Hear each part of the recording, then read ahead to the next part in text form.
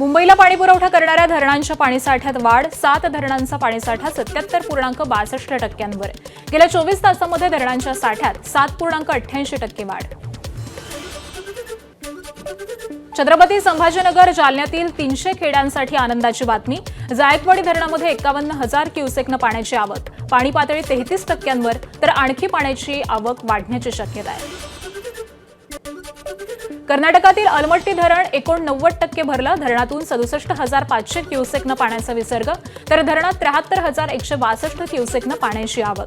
अलमट्टीवरील पाण्याचे नियोजन सांगली आणि कोल्हापुरातील पुरासाठी महत्त्वाचं आहे। कर्नाटक आणि महाराष्ट्राच्या जलसंपदा विभागाचं लक्ष आहे। रायगडच्या पेण तालुक्याला पाणीपुरवठा करणारं हटवणे धरण 90% भरलं, सांडव्यावरून 26.59 घनमीटरनं पाण्याचा विसर्ग सुरू, धरणाचे 6 दरवाजे उघडले। पुण्याजवळील घाटमाथ्यावरती पावसाचा रेड अलर्ट, जिल्ह्यामध्ये रात्रभर पावसाची संततधार, त्यामुळे खडकवासला धरणातून 4,000 क्युसेकनं पाण्याचा विसर्ग, परिसरातील नदीच्या पाणी पातळीमध्ये देखील वाढ झाली आहे। भिडे पुलाची काठोकाठ पाणी आलंय। वसई विरारला पाणीपुरवठा करणारं धामणी धरण तब्बल 97% भरलं।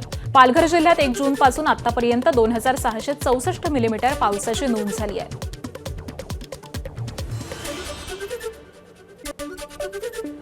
अहिल्यानगरमधील भंडारदरा धरणामधून 15,000 क्युसेकनं विसर्ग, धरणाचा साठा 95%वरती, पाणी पातळी नियंत्रणात ठेवण्यासाठी धरणातून पाण्याचा विसर्ग, नदीकाठच्या गावांना सतर्कतेचा इशारा।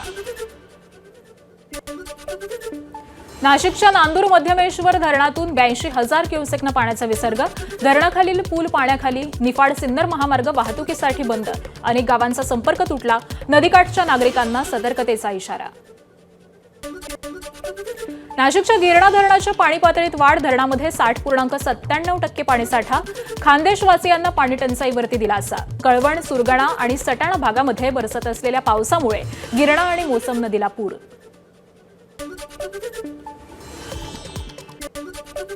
राज्यात आज मुसळधार पावसाचा इशारा, पुणे घाटमाथ्यासाठी रेड अलर्ट जारी, तर पालघर, ठाणे, रायगड आणि नाशिक जिल्ह्यांसाठी ऑरेंज अलर्ट। नाशिकमधील गोदावरी नदीला आलेल्या पुरामुळे रामसेतू पूल पाण्याखाली गेलाय, तर दुतोंड्या मारुतीच्या माथ्यापर्यंत पाणी आलं, गोदावरी नदी किनाऱ्यावरील मंदिरं पाण्याखाली गेलेत।